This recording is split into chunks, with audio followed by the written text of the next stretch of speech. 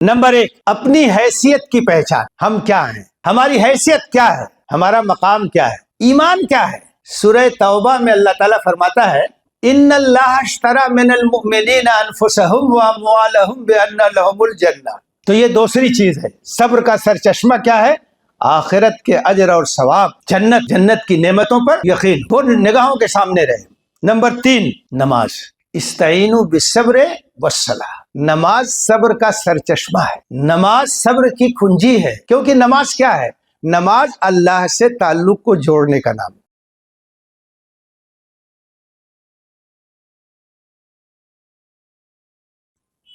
بسم اللہ الرحمن الرحیم. یا ایہا الذین آمنوا اصبروا وصابروا ورابطوا واتقوا اللہ لعلکم تفلحون. محترم حضرات اور معزز خواتین، آج کی گفتگو کا موضوع ہے صبر و استقامت، مومنانہ زندگی کی معراج. یہ زندگی ایک آزمائش، ایک امتحان ہے، اور اللہ تعالیٰ کی سنت یہ ہے کہ وہ اپنے بندوں کو آزماتا ہے. اور یہ آزمائش ایمان کے درجے کے لحاظ سے ہوتی ہے. جتنا ایمان آپ کا قوی ہوگا، آزمائش اتنی سخت ہوگی. اللہ کے رسول صلی اللہ علیہ وسلم نے فرمایا ہے اشد الناس بلاء الانبیاء ثم الامثل فالامثل. سب سے سخت آزمائش نبیوں کی ہوتی ہے. اس کے بعد جو جتنا نیک ہوتا ہے، صالح ہوتا ہے، اسی کے لحاظ سے اس کی آزمائش ہوتی ہے. ایمان کے لحاظ سے اللہ تعالیٰ آزماتا ہے. تو کبھی یہ نہیں سمجھنا چاہیے کہ آزمائش یہ اللہ کی ناراضگی کی علامت ہے. یہ اللہ کی سنت ہے، یہ اللہ کا طریقہ ہے. وہ اپنے بندوں کو آزماتا ہے اور اس کے ذریعے سے بندہ اور نکھرتا ہے اور اللہ کے قریب وہ ہوتا ہے. تو یہ ایک اٹل سنت ہے، خاص طور سے اہل ایمان کے لیے. الذی خلق الموت والحیات لیبلوکم ایکم احسن عملا. اللہ کی ذات وہ ذات ہے جس نے موت اور زندگی کو پیدا کیا تاکہ آزما کر کے دیکھے کہ عمل کے لحاظ سے کون اچھا ہے. پوری زندگی ایک آزمائش، امتحان ہے. اور اللہ تعالیٰ نے اپنی سنت کا جگہ جگہ ذکر کیا ہے. وَلَنَبْلُوَنَّكُمْ بِشَيْءٍ مِّنَ الْخَوْفِ وَالْجُوعِ وَنَقْصٍ مِّنَ الْأَمْوَالِ وَالْأَنفُسِ وَالثَّمَرَاتِ وَبَشِّرِ الصَّابِرِينَ. ہم ضرور تمہیں آزمائیں گے. یہ نہیں کہا کہ آزمائیں گے، ضرور آزمائیں گے. کس چیز کے ذریعے سے؟ خوف کے ذریعے سے، بھوک کے ذریعے سے، اور جان اور مال کے نقصان کے ذریعے سے، اور پیداوار کے نقصان کے ذریعے سے. اور جو لوگ ان حالات میں ثابت قدمی کا مظاہرہ کریں ان کے لیے بشارت. تو یہ آزمائش تو ہو کے رہے گی. ایک جگہ اللہ تعالیٰ فرماتا ہے ام حسبتم ان تدخلوا الجنہ ولما یاتکم مثل الذین خلوا من قبلکم مستهم البأساء والضراء وزلزلوا حتى يقول الرسول والذین آمنوا معه متى نصر اللہ الا ان نصر اللہ قریب. کیا تم نے یہ سمجھ رکھا ہے کہ تم جنت میں داخل ہو جاؤ گے حالانکہ وہ حالات تم پر نہیں آئے جو تم سے پہلے کے لوگوں پر آئے تھے؟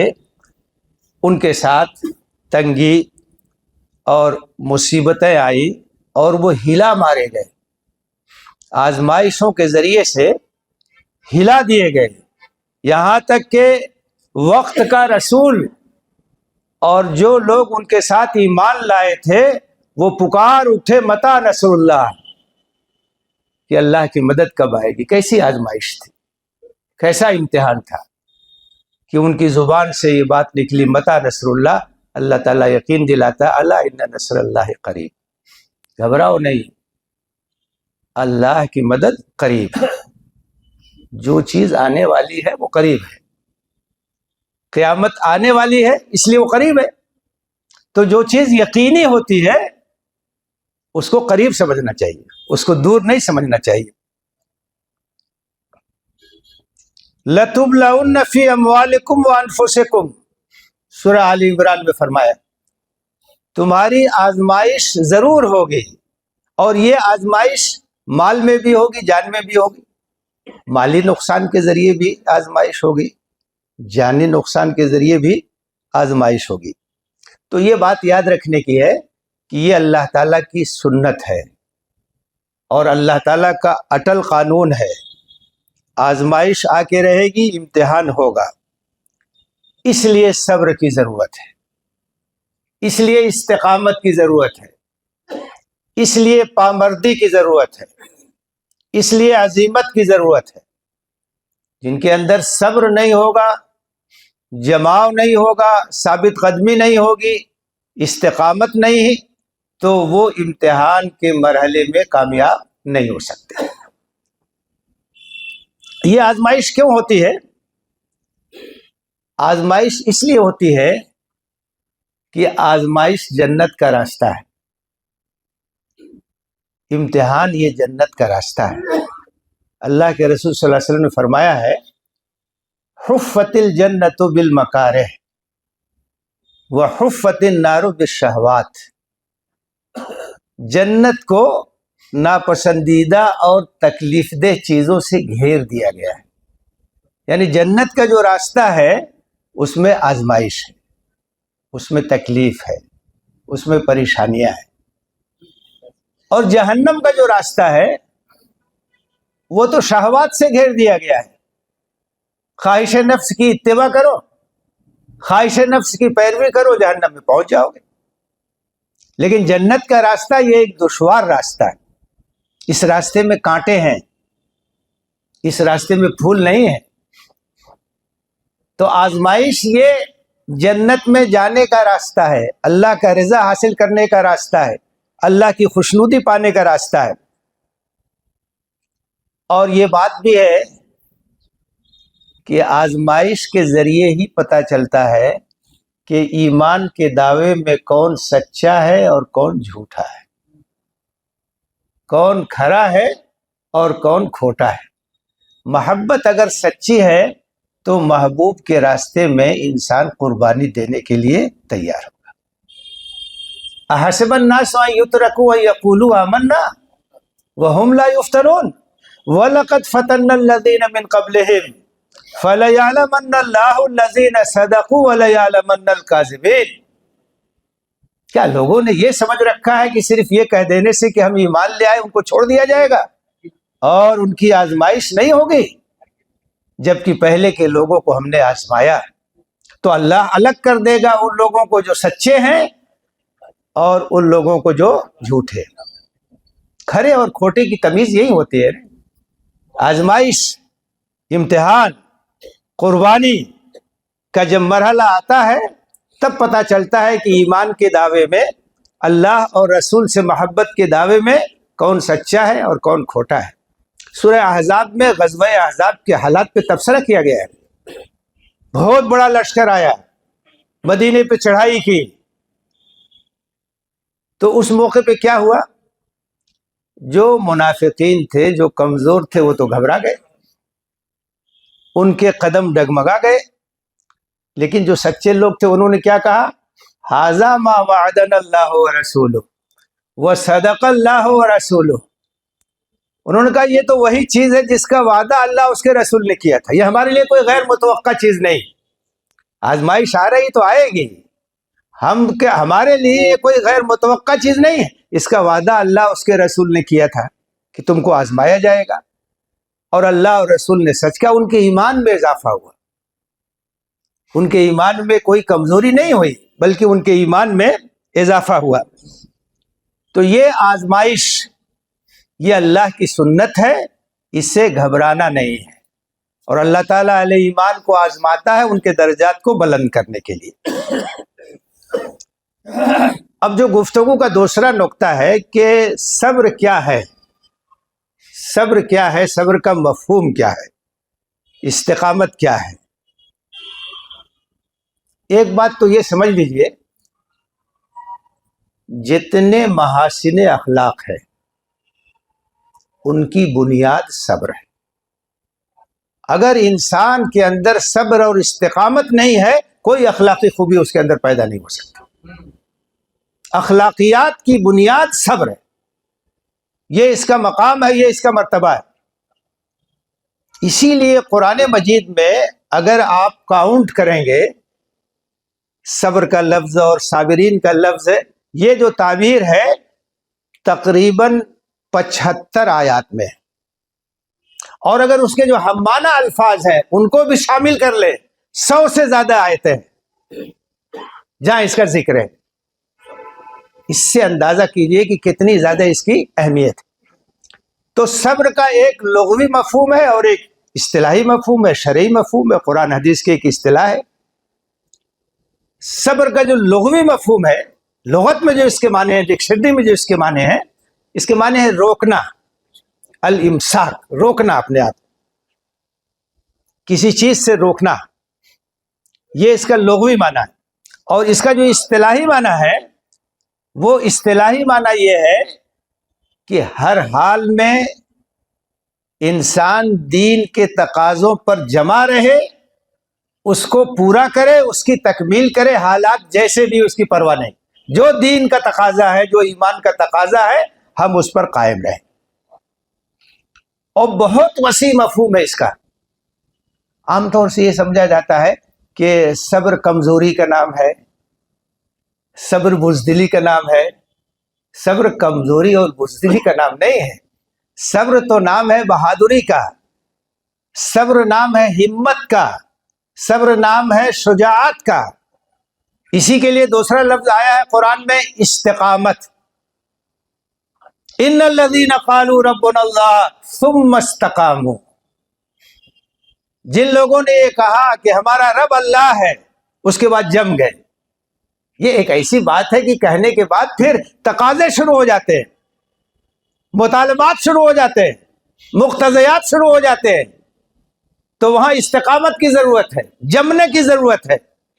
ایمان کے تقاضوں پر ہم قائم رہیں گے کیسے بھی حالات، ہر قربانی دینے کے لیے تیار۔ تو جو صابر ہوتا ہے وہ بہادر ہوتا ہے، وہ بزدل نہیں ہوتا ہے، اس کے اندر اولو العزمی ہوتی ہے، ثابت قدمی ہوتی ہے۔ ایک صحابی نے اللہ کے رسول صلی اللہ علیہ وسلم سے کہا کہ کوئی ایسی جامع نصیحت کر دیجئے کہ پھر مجھے کسی اور نصیحت کی ضرورت نہ ہو۔ سوال دیکھیے کیسا، کہ ایک ایسی جامع اور مختصر نصیحت فرما دیجئے کہ میرے لیے کافی ہو جائے۔ تو آپ نے نصیحت فرمائی، آپ غور کیجئے آپ نے کیا کہا۔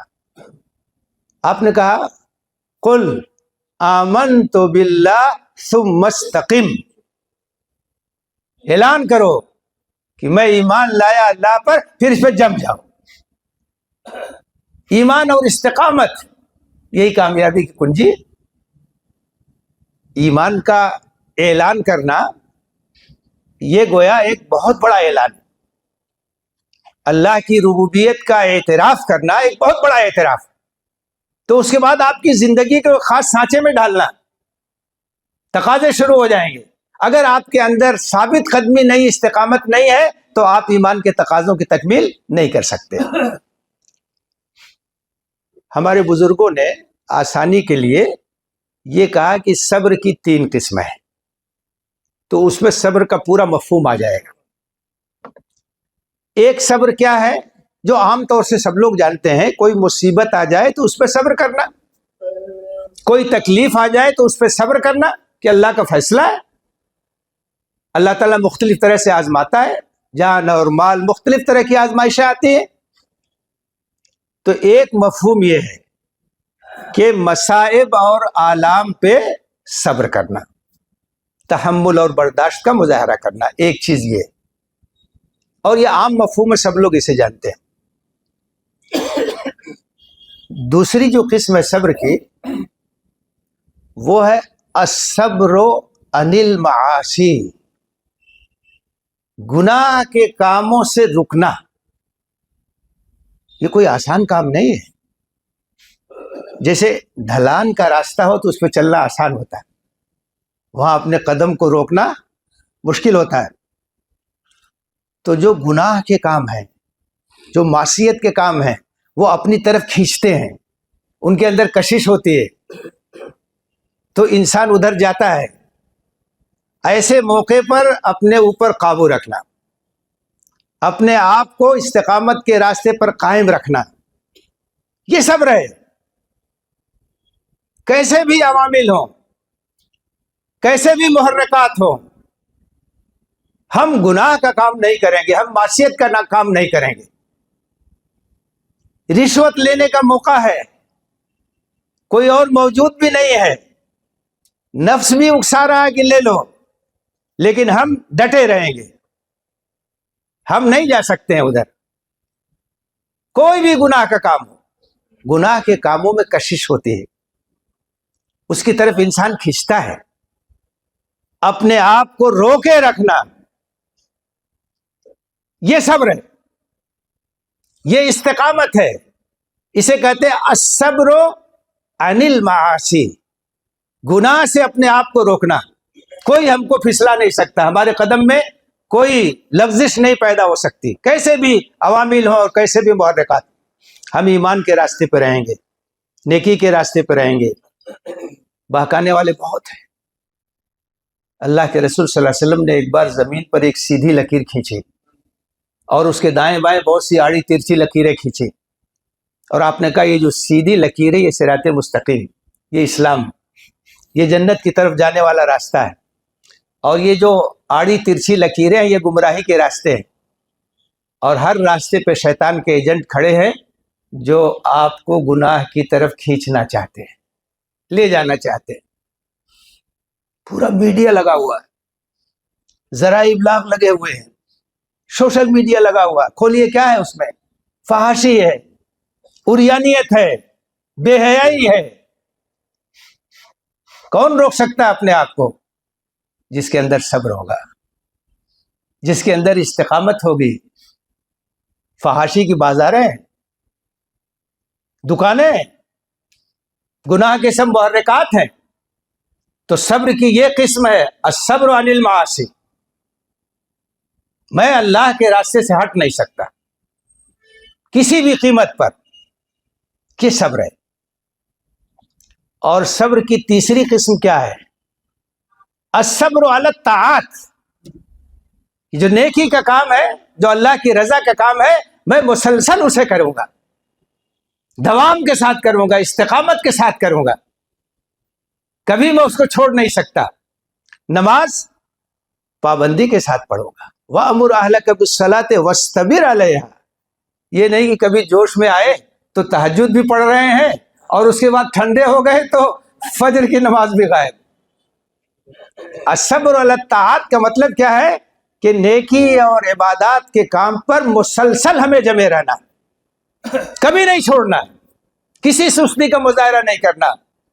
ٹھنڈک کا موسم ہو تب بھی ہم فجر کی نماز میں پہلی صف میں رہیں گے، کتنا سخت موسم ہو، کیسے حالات ہو، ہر صورت میں جو اللہ کا حکم ہے اس کو ہم انجام دیں گے.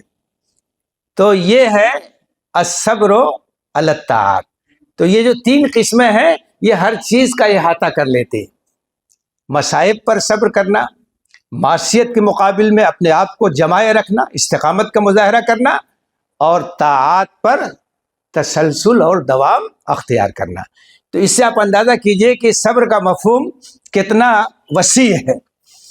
اور اس کی تاکید قرآن میں، احادیث میں بہت آئی ہے.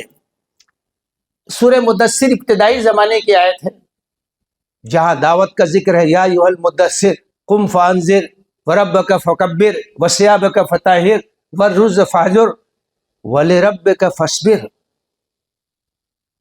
اللہ تعالیٰ نے اپنے حبیب کو تاکید کی صبر اور استقامت کے ساتھ اس کام کو کرنا، کیونکہ دعوت کا جو کام ہے اس میں مخالفت ہوگی، مزاحمت ہوگی، پریشانیاں آئیں گی، ہمیں گھبرانا نہیں، استقامت کے ساتھ اپنے مشن کو جاری رکھنا ہے۔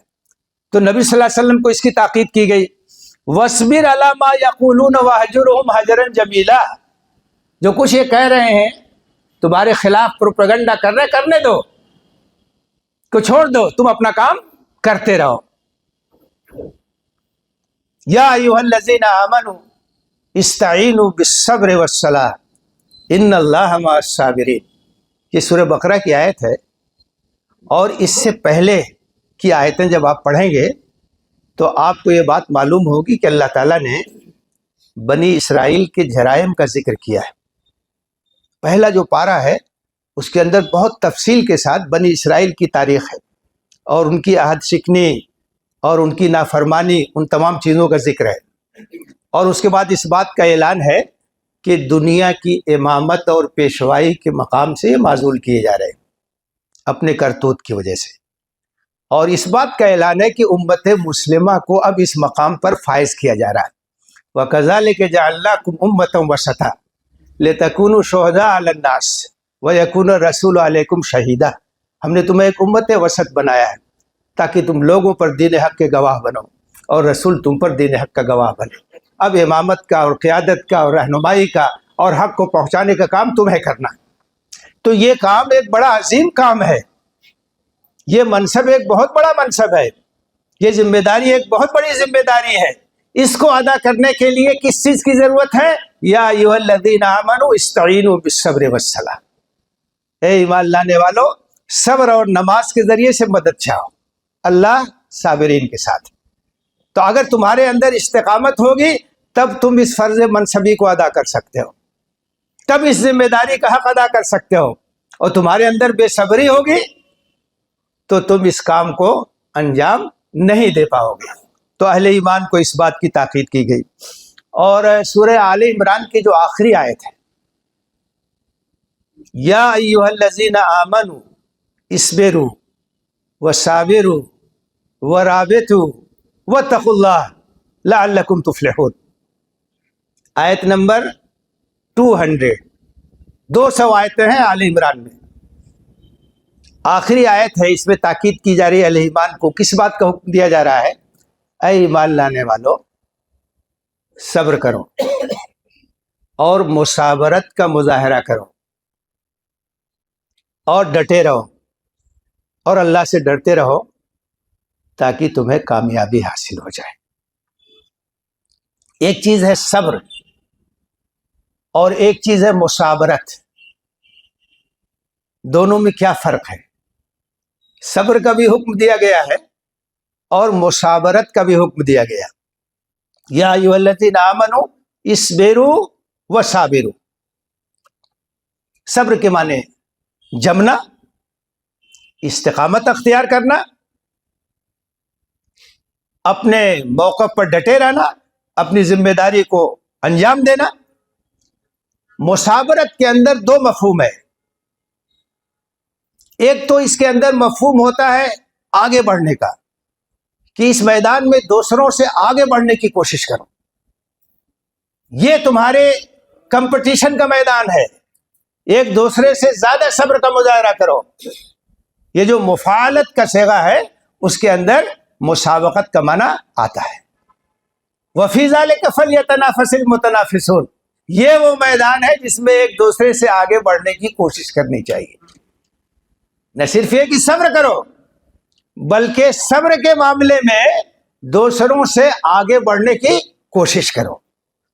اور دوسرا معنی جو اس کے اندر ہے وہ دوام تسلسل کا ہے، کہ یہ چیز مسلسل ہونی چاہیے، تمہاری زندگی کا ایک مستقل یہ شیوا ہونا چاہیے کہ تمہارے اندر جماؤ ہے، استقامت ہے، اور کبھی بھی اس روش سے تم کو ہٹنا نہیں۔ تو اس میں دوام اور تسلسل کا معنی بھی ہے، اور اس کے اندر ایک دوسرے سے آگے بڑھنے کا مفہوم بھی پایا جاتا ہے۔ تو فرمائے کہ صبر کرو، اور صبر میں ایک دوسرے سے آگے بڑھنے کی کوشش کرو، وَرَابِطُوا، اور مقابلے کے لیے ڈٹے رہو۔ دشمن کے محاذ بہت ہیں، حملے مختلف محاذوں سے ہوں گے، تمہیں ہمیشہ تیار رہنا ہے، تمہیں ہمیشہ ڈٹے رہنا ہے، تمہیں ہمیشہ مقابلہ کرنا ہے، کبھی سستی کا مظاہرہ نہیں کرنا ہے۔ جس راستے سے بھی حملہ ہوگا تم کو اس کا مقابلہ کرنا ہے، تم کو اس کا جواب دینا ہے۔ یہ ہے مرابطہ، مقابلے کے لیے ڈٹے رہنا۔ فکری انحرافات پیدا کیے جائیں گے، فکری الغار ہوگی، تو اس محاذ پہ بھی ڈٹے رہو، جواب دو۔ اخلاق کو برباد کرنے کی کوشش کی جائے گی، وہاں بھی ڈٹے رہو۔ نوجوان نسل کو گمراہ کرنے کی کوشش کی جائے گی، وہاں بھی تمہیں ڈٹے رہنا۔ جہاں جہاں سے بھی حملہ ہو رہا ہے اور جہاں جہاں سے بھی رخنہ پیدا کرنے کی کوشش کی جا رہی ہے، وہاں مقابلہ کے لیے ہمیں تیار رہنا۔ ہر محاذ کے لیے ہمارے پاس ٹیم ہونی چاہیے، افراد ہونے چاہیے، لوگ ہونے چاہیے۔ یہ ہے مرابطہ۔ واتقوا اللہ، اللہ سے ڈرتے رہو۔ تقوی کے بغیر تو کوئی کامیابی حاصل ہو ہی نہیں سکتی ہے، تو یہ کامیابی کا راستہ ہے۔ صبر، مصابرہ، مرابطہ، تقوی، خدا ترسی۔ تو اس کی بار بار اسی لیے تاکید کی گئی ہے۔ ایک بات یہ یاد رکھیے کہ دشمنوں کا مقابلہ کرنے کے لیے صبر اور استقامت یہ بہترین ہتھیار ہے۔ چالیں تو بہت چلیں گے، وہ چل رہے ہیں، لیکن اگر ان کو ناکام کرنا ہے تو اس کا راستہ یہی ہے۔ اللہ تعالیٰ فرماتا ہے وَإِن تَصْبِرُوا وَتَتَّقُوا لَا يَضُرُّكُمْ كَيْدُهُمْ شَيْئًا، اگر تم صبر و ثبات اور تقوی کا مظاہرہ کرو گے، ان کی چال تم کو نقصان نہیں پہنچا سکتی۔ إِنَّهُمْ يَكِيدُونَ كَيْدًا وَأَكِيدُ كَيْدًا۔ تو اللہ تعالیٰ نے یہ بتایا ہے کہ اگر تمہارے اندر صبر ہے، مستقل مزاجی ہے، تو لاکھ چالیں چلیں وہ کبھی کامیاب نہیں ہو سکتی۔ کارگر ہتھیار ہے صبر اور استقامت اور تقوی۔ یہ ایسی چیز ہے جو آپ کو محفوظ رکھنے والی ہے دشمنوں کے مقابلے میں۔ حضرت موسیٰ علیہ السلام کی قوم سخت حالات سے دوچار تھی، کیسی آزمائش تھی۔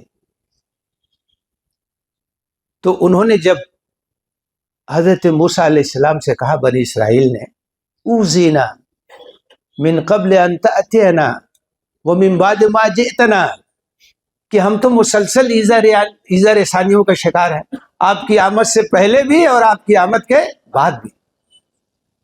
تو حضرت موسیٰ علیہ السلام نے کہا حضرت موسیٰ علیہ السلام نے کہا قال موسیٰ لقومہ استعینوا باللہ واصبروا ان الارض للہ یورثها من یشاء من عبادہ، اللہ سے مدد چاہو اور صبر اور ثبات کا مظاہرہ کرو، زمین اللہ کی ہے، جس کو چاہتا ہے اس کا وارث بناتا ہے۔ یہی ہتھیار ہے۔ سخت آزمائش ہو تو اس میں ہمارا ہتھیار کیا ہے؟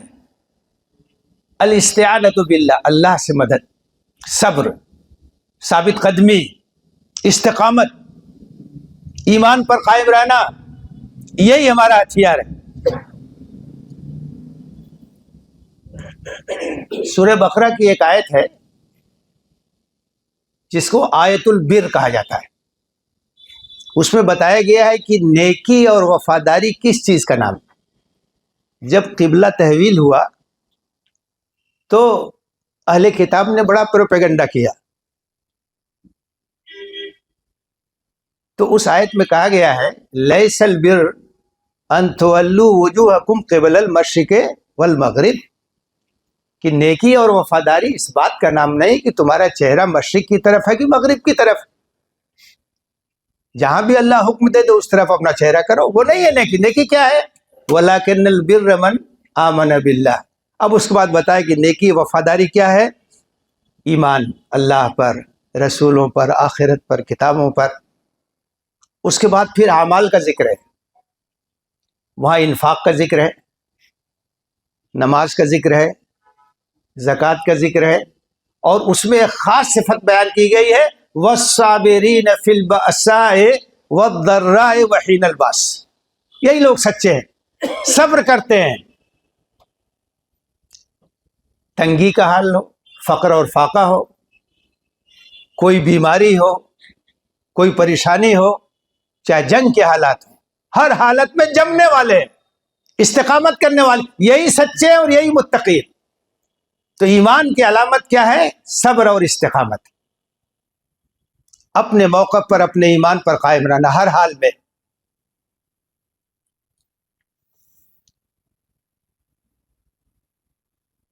ایک چیز اور دیکھیے، صبر اور استقامت ایک ایسی چیز ہے جس کے اندر ریاکاری نہیں ہو سکتی، دکھاوا نہیں ہو سکتا۔ صبر اور استقامت ایک ایسا میدان ہے جہاں جعلی سکے نہیں چل سکتے ہیں۔ اگر ایمان خالص ہے تبھی آدمی استقامت کا مظاہرہ کرے گا، ورنہ اس کا پاؤں ڈگمگا جائے گا۔ تو یہ ایک ایسی خوبی ہے جو اخلاص کی علامت ہے، یہاں دکھاوا نہیں چلے گا، ریاکاری نہیں چلے گی، یہ اس کی ایک خاص خوبی ہے۔ اور یہ بات بھی سمجھ لیجئے کہ اللہ کے راستے میں جو صبر مطلوب ہے، جو معیار مطلوب ہے، وہ انتہائی درجے کا ہے، انتہائی درجے کا صبر، انتہائی درجے کی استقامت، انتہائی درجے کی بہادری، معمولی درجے کی نہیں مطلوب ہے۔ معیار مطلوب کیا ہے کہ ایک دم انتہائی درجے کی استقامت آپ کے اندر ہونی چاہیے۔ اس کی وجہ کیا ہے؟ اس لیے کہ سودا بہت مہنگا ہے، تو جتنا سودا مہنگا ہوتا ہے اس کی قیمت بھی اتنی زیادہ ہوتی ہے۔ سودا کیا ہے؟ الا ان سلعۃ اللہ غالیہ، الا ان سلعۃ اللہ الجنہ۔ آپ جنت کا سودا کر رہے ہیں، ابدی کامیابی چاہتے ہیں تو قیمت بھی تو دینی پڑے گی۔ تو چونکہ سودا بہت مہنگا ہے اس لیے ہم کو معاوضہ بھی بہت بڑھ کے دینا ہے۔ اللہ کے رسول نے فرمایا کہ اللہ کا سودا بڑا مہنگا ہے اور اللہ کا سودا جنت کا ہے، تو جنت چاہیے تو اس کے لیے اسی طرح کی قربانی چاہیے۔ تو جو صبر مطلوب ہے وہ انتہائی درجے کا مطلوب ہے۔ یعنی لوگ یہ کہیں، دیکھ کر کے یہ کہیں کہ اف یہ جادہ کہ جسے دیکھ کے جی ڈرتا ہے، اف یہ جادہ کہ جسے دیکھ کے جی ڈرتا ہے، کیا مسافر تھے جو اس راہ گزر سے گزرے، کیسے صبر والے تھے، کیسے عزیمت والے تھے، کیسے استقامت والے تھے، پہاڑ کی طرح کھڑے تھے۔ حضرت بلال کو دیکھیے، حضرت عمار کو دیکھیے، ان کے پورے خاندان کو دیکھیے، حضرت خباب ابن عرت رضی اللہ تعالیٰ عنہ کو دیکھیے، کیسی قربانیاں ہیں۔ وہ جانتے تھے کہ اللہ کا راستہ ہے، اس راستے میں ہمیں قربانی دینی اور اعلیٰ درجے کی قربانی دینی۔ تو جو معیار مطلوب ہے بہت اونچا ہے، بہت زبردست ہے، کیونکہ جو ہمارا مقصد ہے وہ بہت اونچا ہے۔ ایک بات اور سمجھ لیجئے کہ حکمت کیا ہے آزمائشوں کی۔ اللہ تعالیٰ یوں ہی نہیں آزماتا ہے، اس کی حکمتیں ہیں۔ ایک حکمت تو یہ ہے کہ اس کے ذریعے سے چھٹائی ہوتی ہے، تمحیص جسے کہتے ہیں عربی، کھرے اور کھوٹے کی پہچان ہوتی ہے۔ مخلص لوگ ساتھ رہیں گے، جو مخلص نہیں وہ ساتھ چھوڑ کے چلے جائے گے۔ تو یہ اللہ کی حکمت ہے، اللہ کی مصلحت ہے۔ آزمائشوں کے ذریعے سے تمحیص ہوتی ہے، چھٹنی ہوتی ہے، اور دوسری حکمت یہ کہ ایمان میں اور اضافہ ہوتا ہے۔ اللہ کے راستے میں جتنی آپ قربانی دیں گے تو اللہ سے تعلق اور بڑھتا چلا جائے گا، ایمان کے اندر اضافہ ہوگا۔ وما زادہم الا ایمانا و تسلیما، آزمائشوں کے ذریعے سے ایمان میں اضافہ ہوتا ہے۔ مشکلیں اے دل سخت ہی سہی، لیکن یہ نصیب کیا کم ہے کوئی آزماتا ہے، یہ نصیب کیا کم ہے کوئی آزماتا ہے۔ عشق کے مراحل میں وہ بھی وقت آتا ہے، آفتیں برستی ہیں دل سکون پاتا ہے۔ اللہ سے تعلق اور بڑھتا ہے، آزمائش کے ذریعے سے محبت میں اللہ سے اور اضافہ ہوتا ہے۔ تو یہ اس کی حکمت ہے، یہ اس کی مصلحت ہے، ایمان میں اضافہ ہوتا ہے اور اخلاقی قوت بہت مضبوط ہوتی ہے، اخلاقی قوت میں اضافہ ہوتا ہے۔ اور اللہ کے رسول صلی اللہ علیہ وسلم نے فرمایا ہے من یرد اللہ بہ خیرا یصب منہ، اللہ جس کے ساتھ خیر کا ارادہ فرماتا ہے اس کو مصیبت میں مبتلا کرتا ہے، اس کو آزماتا ہے، اور وہ آزمائش میں ثابت قدم رہتا ہے تو اور زیادہ اللہ کا قریبی ہو جاتا ہے، اللہ کا نزدیکی ہو جاتا ہے۔ تو اس کی بڑی حکمتیں ہیں، بڑی مصلحتیں ہیں۔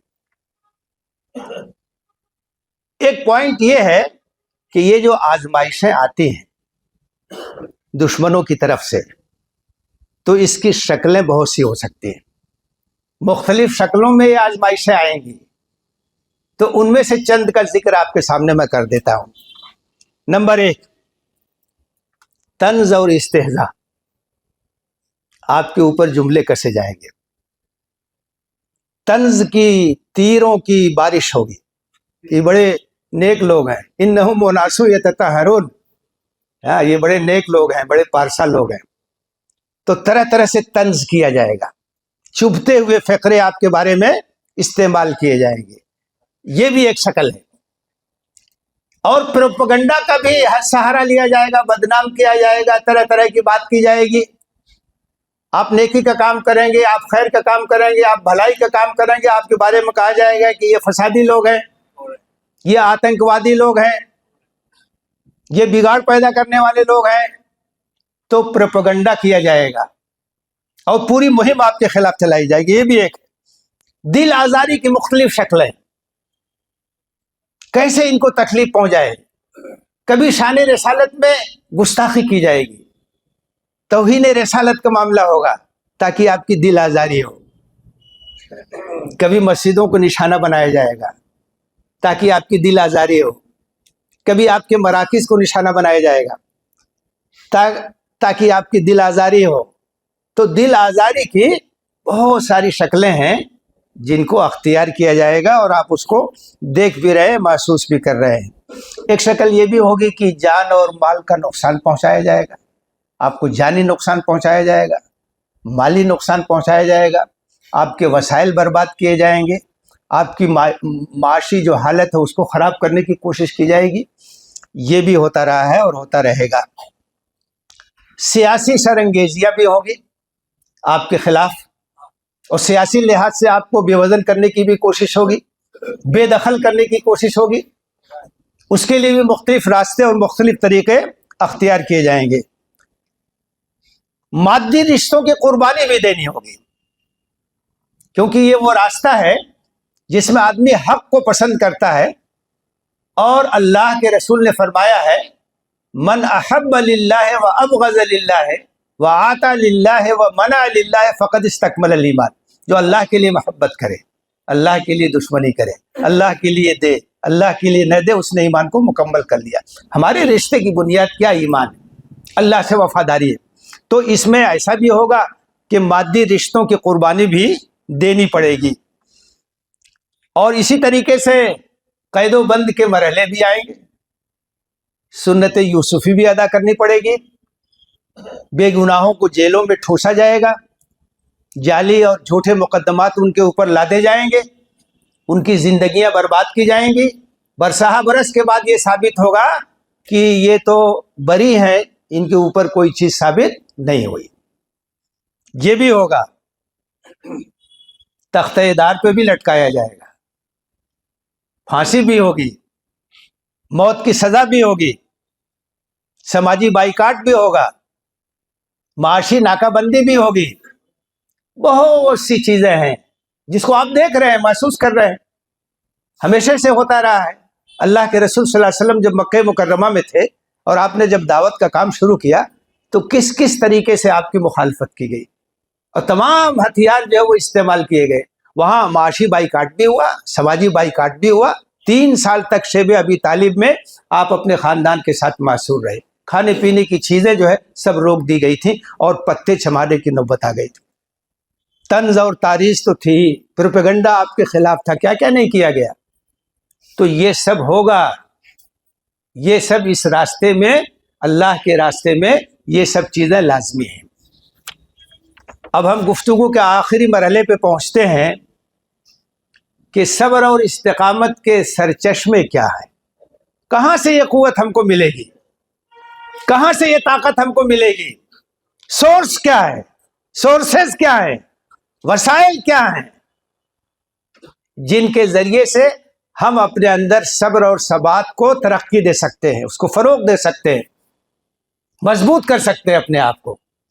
یہ عملی لحاظ سے ہمارے لیے اور آپ کے لیے بہت اہم چیز ہے، اور یہاں 10-11 نکات ہیں جو میں آپ کے سامنے رکھنا چاہتا ہوں کہ ہم صبر کو کیسے حاصل کریں گے۔ استقامت کے سرچشمے کیا ہیں؟ نمبر 1، اپنی حیثیت کی پہچان۔ ہم کیا ہیں، ہماری حیثیت کیا ہے، ہمارا مقام کیا ہے، ایمان کیا ہے۔ سورہ توبہ میں اللہ تعالیٰ فرماتا ہے ان اللہ اشتری من المؤمنین انفسهم واموالهم بان لهم الجنہ۔ یہ ایمان ہے، اللہ نے اہل ایمان سے جنت کے بدلے میں ان کی جان اور مال کو خرید لیا۔ ہمارے پاس جو کچھ ہے سب اللہ کا ہے، ہم نے بیچ دیا۔ ایمان کا جب ہم نے اعلان کیا تو ہم نے یہ بے کر لی، یہ سودا کر لیا کہ ہمارا مال، ہماری جان، جو کچھ ہے یہ سب ہم نے جنت کے بدلے اللہ کے ہاتھ میں بیچ دیا ہے۔ تو جب اللہ کے ہاتھ بیچ دیا ہے تو اس پر ہماری مرضی نہیں چلے گی، اللہ کی مرضی چلے گی۔ اللہ کا جو حکم ہے اس کو ماننا ہوگا۔ تو جو کچھ ہے سب ہم نے اللہ کو دے دیا ہے، یہ ایمان ہے۔ اور اگر اس کا شعور ہے تو ہمارا ایمان صحیح ہے۔ ہم نہیں مالک ہیں کسی چیز کے، مالک اللہ ہے۔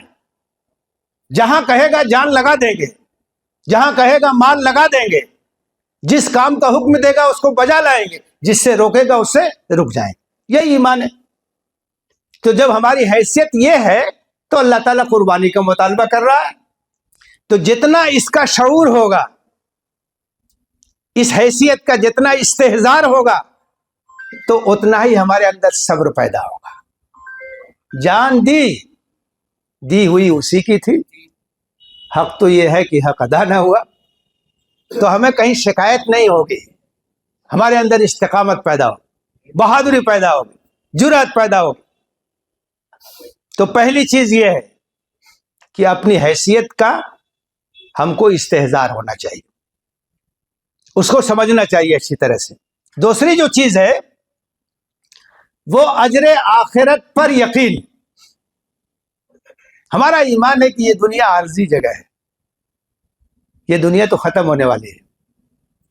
اصل جو زندگی ہے وہ آخرت کی زندگی ہے۔ موت کے بعد جو اصل مرحلہ ہے وہ اصل مرحلہ ہے۔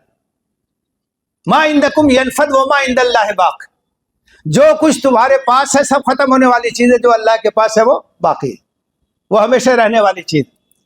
تو ہمیں یہ یقین رہنا چاہیے کہ ہم جو قربانی دیں گے اللہ کے ہاں اس کا اجر ملے گا، موت کے بعد ہمیں سکون ملے گا، آخرت میں ہمیں اللہ کی رضا ملے گی، جنت ملے گی۔ یہ یقین جتنا پختہ ہوگا اتنا ہی ہمارے اندر صبر ہوگا، اتنی ہمارے اندر استقامت ہوگی۔ حضرت موسیٰ علیہ السلام کا واقعہ پڑھیے، قرآن میں کئی جگہ بیان کیا گیا ہے۔ اس میں جو مرحلہ ایک آتا ہے کہ جادوگروں سے مقابلہ ہوتا ہے اور پورا مجمع اکٹھا ہے، بڑے بڑے جادوگر بلائے گئے، انہوں نے اپنا کرتب دکھایا، اللہ تعالیٰ نے حکم دیا، حضرت موسیٰ علیہ السلام نے اپنی لاٹھی ڈال دی، سانپ بن گئی، انہوں نے جو کچھ بنایا تھا اس کو نگلنے لگی۔ دوسرے لوگ سمجھیں چاہے نہ سمجھیں، جادوگر سمجھ گئے کہ یہ جادو نہیں ہے، اس لیے کہ وہ صاحب فن تھے نا، تو انہوں نے ایمان کا اعلان کر دیا۔ سمجھ گئے کہ یہ تو جادو نہیں ہے، یہ سحر نہیں ہے، یہ تو پیغمبر ہے، یہ تو اللہ کی نشانی ہے، معجزہ ہے۔ تو انہوں نے اعلان کر دیا ایمان کا۔ اب آپ ذرا سوچئے کہ پورا پانسا پلٹ گیا، مجمع اکٹھا کیا گیا تھا کہ مقابلہ ہوگا، جادوگروں کو فتح ہوگی اور موسیٰ جو ہے یہ ناکام ہو جائیں گے، یہ ہزیمت سے دو چار ہو جائیں گے، وہاں پورا نقشہ ہی بدل گیا۔ جادوگروں نے ایمان کا اعلان کر دیا۔ اب فرعون جو ہے وہ چراغ پا ہو گیا، اور اس نے کہا نہیں، یہ تم لوگوں کی ملی بھگت ہے یہ تم لوگوں کی ملی بھگت ہے، یہ بڑا جادوگر ہے، تمہارا استاد ہے، تو اب میں یہ کروں گا کہ تمہارے ہاتھ اور پیر الٹی سمتوں سے کٹوا دوں گا اور تم کو سولی پہ چڑھا دوں گا۔ یہ دھمکی دیا جادوگروں کو۔ تو ان جادوگروں نے کیا کہا؟ فقض ما انت قاض انما تقضی هذه الحیات الدنیا، جو فیصلہ کرنا چاہتے ہو کرو، تمہارے فیصلے کے تعلق اس دنیا کی زندگی سے، ہم تو اس لیے ایمان لائے ہیں کہ ہماری آخرت بن جائے۔ جب آخرت کے اجر اور ثواب پر یقین ہوگا، آدمی ہر قربانی دینے کے لیے تیار ہوگا، کبھی گھبرا نہیں سکتا، کبھی صبر کا دامن وہ چھوڑ نہیں سکتا۔ تو یہ دوسری چیز ہے، صبر کا سر چشمہ کیا ہے؟ آخرت کے اجر اور ثواب، جنت کی نعمتوں پر یقین تو نگاہوں کے سامنے رہے۔ نمبر 3، نماز۔ استعینوا بالصبر والصلاۃ، نماز صبر کا سر چشمہ ہے، نماز صبر کی کنجی ہے۔ کیونکہ نماز کیا ہے؟ نماز اللہ سے تعلق کو جوڑنے کا نام۔ ان احدکم اذا صلی یناجی ربہ، جب کوئی نماز پڑھتا ہے اپنے رب سے ہم کلام ہوتا ہے۔ دیکھیے ہم نماز شروع کرتے ہیں، تکبیر تحریمہ ہاتھ اٹھاتے ہیں، پوری دنیا سے کٹ گئے، اب کچھ دیر ہم اپنے رب سے راز و نیاز کی باتیں کریں گے، ٹھیک ہے؟ اور جب نماز ختم کرتے ہیں تو السلام علیکم ورحمۃ اللہ، اب آ گئے، اب آپ لوگوں کے درمیان اب آ گئے، سمجھ رہے ہیں؟ یہ ہے نماز۔ تو نماز تو اللہ سے جوڑنے والی چیز ہے، اللہ کی محبت پیدا کرنے والی چیز ہے۔ تو جب ہم نماز کا اہتمام کریں گے تو اللہ سے جڑ جائیں گے، اور جب اللہ سے جڑ جائیں گے تو ہمارے اندر استقامت پیدا ہوگی، ہمارے اندر بہادری پیدا ہوگی، ہمارے اندر شجاعت پیدا ہوگی۔ لیکن دیکھیے ہر نماز سے یہ چیز نہیں پیدا ہوگی، جو نماز حقیقی نماز ہوگی، قد افلح المؤمنون الذین هم فی صلاتهم خاشعون، وہ اہل ایمان کامیاب ہے جو اپنی نماز میں خشوع اور خضوع اختیار کرتے ہیں، دل بھی حاضر ہے، جسم بھی حاضر ہے، تب جو ہے وہ نماز اپنا اثر دکھاتی ہے۔ تو صبر کا سر چشمہ نماز ہے، کیونکہ نماز اللہ سے جوڑنے والی چیز ہے۔ یہ نمبر 3 ہے۔ نمبر 4، اللہ پہ توکل، اللہ پہ بھروسہ۔ سورہ حج کی جو آخری آیت ہے، وجاہدوا فی اللہ حق جہادہ هو اجتباکم، اللہ کے راستے میں جہاد کرو جیسا کہ جہاد کرنے کا حق ہے، اس نے تمہارا انتخاب کیا ہے۔ تو اس میں آیت میں آخر میں یہ کہا گیا ہے کہ یہ کام کرنا ہے تو تمہیں کیا کرنا ہوگا؟ فاقیموا الصلاۃ وآتوا الزکاۃ واعتصموا باللہ، اللہ کو پکڑ لو، اللہ سے چپک جاؤ، اللہ سے وابستہ ہو جاؤ، توکل علی اللہ، لا تحزن ان اللہ معنا، گھبرانے کی بات نہیں، اللہ ہمارے ساتھ ہے۔ جب اللہ ہمارے ساتھ ہے تو ہمارا کوئی کیا بگاڑ سکتا ہے؟ اللہ کے رسول نے فرمایا کہ دنیا کے سارے لوگ مل کے اگر تم کو نقصان پہنچانا چاہیں نہیں پہنچا سکتے مگر اتنا جتنا اللہ نے لکھ دیا ہے، اور دنیا کے سارے لوگ مل کے اگر تم کو فائدہ پہنچانا چاہے نہیں پہنچا سکتے مگر اتنا جتنا اللہ نے لکھ دیا۔ تو یہ بھروسہ ہونا چاہیے، یہ اعتماد ہونا چاہیے، توکل ہونا چاہیے، تب آپ کے اندر صبر ہوگا، تب آپ کے اندر استقامت ہوگی۔ اللہ کے رسول صلی اللہ علیہ وسلم غار ثور میں تھے، تلاش ہو رہی تھی آپ کی، تلاش کرنے والے غار کے دہانے تک پہنچ گئے، آپ کے ساتھی حضرت ابوبکر صدیق رضی اللہ تعالیٰ عنہ گھبرا گئے، انہوں نے کہا اللہ کے رسول یہ اگر اپنا پیر دیکھے تو ہمیں دیکھ لیں گے۔ آپ نے کیا کہا؟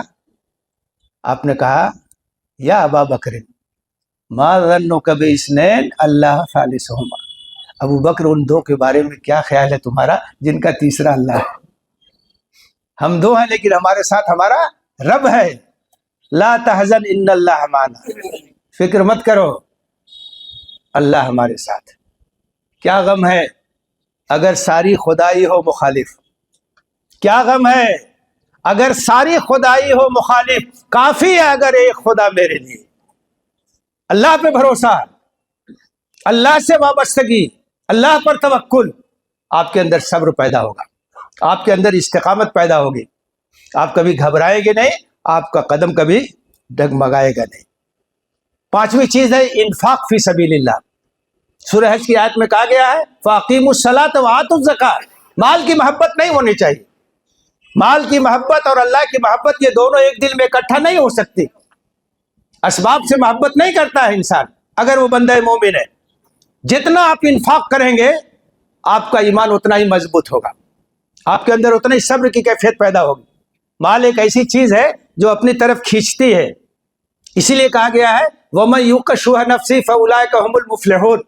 جو اپنے نفس کے شح سے بچا لیا گیا، حرص سے بچا لیا گیا، تو وہ کامیاب ہے. تو خوب خرچ کیجیے. اللہ کے راستے میں جتنا خرچ کریں گے اتنا ہی اللہ پر آپ کا یقین ہوگا. اللہ کا فرشتہ ہر روز نازل ہوتا ہے، وہ کہتا ہے کہ اللہ خرچ کرنے والے کے مال میں برکت عطا فرما. دوسرا فرشتہ کہتا ہے کہ جو خرچ نہیں کرتا ہے اس کی برکت کو تلف کر دے. تو یہ ایک ذریعہ ہے انفاق. جو بھی آپ کی حیثیت ہے برابر انفاق کیجیے، زکوٰۃ کا اہتمام کیجیے، صدقات کا اہتمام کیجیے، لوگوں کی مدد کیجیے، اللہ کے بندوں کی خدمت کیجیے، سب کے کام آئیے. یہ بھی ایک اہم ترین ذریعہ ہے. جو چھٹی چیز ہے وہ ہے قرآن سے تعلق. قرآن تو پاور ہاؤس ہے، ایمان کو مضبوط کرنے والی چیز ہے، اللہ کا کلام ہے. قرآن سے ہمارا تعلق جتنا مضبوط ہوگا اتنا ہی اللہ سے ہمارا تعلق مضبوط ہوگا. قرآن اللہ کا کلام ہے. جب ہم قرآن پڑھتے ہیں تو اللہ سے ہم کلام ہوتے ہیں. تو اس سے بڑھ کر کے کیا بات ہو سکتی ہے؟ ہم اللہ کا کلام پڑھ رہے ہیں، کسی انسان کا کلام نہیں پڑھ رہے ہیں. تو قرآن سے اگر ہمارا تعلق مضبوط رہے گا، لیکن یہ تعلق ایسا ہونا چاہیے جو صرف تلاوت تک محدود نہ ہو. ہم قرآن کی تلاوت بھی کریں اور قرآن پہ تدبر بھی کریں، غور بھی کریں، کیا بات کہی جا رہی ہے. افلا یتدبرون القرآن ام علی قلوب اقفالها. کیا ہو گیا، لوگ قرآن پہ غور نہیں کرتے؟ کیا دلوں پہ مہر لگ گئی ہے، تالے لگ گئے ہیں؟ تو قرآن اس طرح سے پڑھیے جس طرح سے قرآن پڑھنے کا حق ہے. قرآن سے محبت ہو، قرآن سے شغف ہو، قرآن سے تعلق ہو. قرآن سے جتنا تعلق ہوگا، کوئی دن ناغہ نہیں ہونا چاہیے جب ہم قرآن کے ساتھ اپنے تعلق کو استوار نہ کریں. کچھ وقت طے کر لیجیے، آدھا گھنٹہ، پون گھنٹہ، 1 گھنٹہ، ضرور ہم قرآن کو بہت غور سے اور بہت تدبر کے ساتھ پڑھنے کی کوشش کریں. قرآن کو روح کہا گیا ہے. وَكَذَلِكَ أَوْحَيْنَا إِلَيْكَ رُوحًا مِّنْ أَمْرِنَا. یہ زندگی ہے، زندگی کی علامت، یہ روشنی ہے، زندگی کی تاریکیوں کو ختم کرنے والی چیز ہے. تو صبر کا سرچشمہ قرآن ہے. 7ویں جو چیز ہے وہ سیرت کا مطالعہ ہے. اللہ کے رسول کی سیرت کو ہم پڑھیں گے تو ہمیں معلوم ہوگا کہ اللہ کے رسول صلی اللہ علیہ وسلم نے کیسے صبر کیا، کیسے استقامت کا مظاہرہ کیا. ہم طائف کا واقعہ پڑھیں گے، ہم غزوہ احد کے جو تفصیلات ہیں ان کو پڑھیں گے، جو آپ نے قربانیاں دی ہیں طرح طرح کی، وہ سب چیزیں ہمارے سامنے آئیں گی. تو سیرت کا مطالعہ یہ بہت بڑا سہارا ہے. اور صحابہ کی سیرت بھی پڑھیں، اللہ کے رسول صلی اللہ علیہ وسلم کی سیرت بھی پڑھیں، صحابیات کی سیرت بھی پڑھیں، صحابیات نے کتنی قربانیاں دی. یہ بھی ایک اہم ترین ذریعہ ہے. 8ویں جو چیز ہے، جو بشارتیں ہیں قرآن اور حدیث میں، کتب اللہ لاغلبن انا ورسلی. اللہ کا فیصلہ ہے کہ غلبہ تو اللہ کے لیے، اللہ کے رسول کے لیے، حق کے لیے. احادیث میں بشارتیں ہیں تو ان بشارتوں کو پڑھنا چاہیے. ان بشارتوں کو پڑھنے سے ہمارے ایمان میں اضافہ ہوگا، ہمارا حوصلہ بڑھے گا، ہماری ہمت بڑھے گی. اس کا مطالعہ بھی ہونا چاہیے. اور اسی طرح سے انقلابات کی تاریخ بھی پڑھنی چاہیے. دنیا کے اندر جو انقلابات آئے ہیں، آپ ذرا سوچئے کہ لوگ باطل کے لیے قربانی دے رہے ہیں. باطل کے لیے. ہم حق کے لیے قربانی نہیں دیں گے؟ کیسی کیسی قربانیاں لوگ دے رہے ہیں جس چیز کو صحیح سمجھ رہے ہیں اس کے لیے، حالانکہ وہ چیز صحیح نہیں ہے. تو ہمارے اندر حوصلہ پیدا ہوگا کہ ہم تو حق پر ہیں، تو ہمیں تو اور بڑھ کے قربانی دینی چاہیے. उनसे ज्यादा कुर्बानी देनी चाहिए। हमारी मंजिल बिल्कुल वाज़ेह, हमारा रास्ता बिल्कुल वाज़ेह, हमारा कायद वाज़ेह, हमारी हर चीज बिल्कुल वाज़ेह है, तो सबसे बढ़कर के हमको कुर्बानी देनी चाहिए, हमारी जानिब से कुर्बानी का मुजाहरा होना चाहिए। तो ये चीज़ भी इसके लिए मुफीद है। और एक चीज़ जो इसके लिए मुफीद है वो है कि एक अच्छी इज्तिमाइयत से हम जुड़े, ऐसी इज्तिमाइयत जो हक़ के लिए कुर्बानी दे रही हो, जो अल्लाह के दीन के लिए कुर्बानी दे रही हो, जो दावत का काम कर रही हो, जो इस्लाह के लिए काम कर रही हो। इसलिए कि जब हम एक साथ होते हैं तो एक दूसरे से हौसला मिलता है कि हमारा साथी कुर्बानी दे रहा, हम भी कुर्बानी देंगे, वो पीछे नहीं है तो हम क्यों पीछे हटेंगे। तो इनफरादियत और इज्तिमाइयत में बड़ा फ़र्क होता है। इसीलिए अल्लाह के रसूल ने फरमाया है यदुल्लाह माल जमा, अल्लाह की ताईद इज्तिमाइयत के साथ होती है। तो इज्तिमाइयत के साथ रहिए, अच्छी इज्तिमाइयत के साथ रहिए। या अय्युहल्लज़ीना आमनू इत्तक़ुल्लाह व कूनू मअस-सादिक़ीन, ए ईमान लाने वालों अल्लाह से डरते रहो, सच्चे लोगों के साथ रहो, अच्छे लोगों के साथ रहो, जैसी सोहबत होगी वैसा असर होगा। और आखिरी जो चीज़ है वो है अल्लाह से दुआ करनी चाहिए, अल्लाह से तौफीक मांगनी चाहिए। अल्लाहुम्मा सब्बित क़ल्बी अला दीनिक, अल्लाह अपने दीन पर मेरे दिल को जमा दे, इस्तिकामत अता फरमा। अल्लाह की तौफीक के बगैर कुछ नहीं हो सकता। मेरी तलब भी उसी के करम का सदका है, मेरी तलब भी उसी के करम का सदका है। कदम ये उठते नहीं हैं, उठाए जाते हैं। तो अल्लाह अगर तौफीक देगा तभी हम कुछ कर पाएंगे। इय्याका नअबुदु व इय्याका नस्तईन, ये सब्र के सरचश्मे हैं मेरे भाइयों और मेरे बुजुर्गों। सब्र और इस्तिकामत ये मतलूब है ईमान के रास्ते में, इसकी हिकमतें हैं, इसकी मसलहतें हैं। हमें इस बात की कोशिश करनी चाहिए कि ज़िंदगी के तमाम मरहले में साबित कदमी का मुजाहरा करें, इस्तिकामत का मुजाहरा करें, ताकि अल्लाह ताला की नेमतों के हम मुस्तहिक बन सकें। अल्लाह ताला हमें इसकी तौफीक दे, आमीन। व आखिर दावाना अनिल हम्दुलिल्लाहि रब्बिल आलमीन।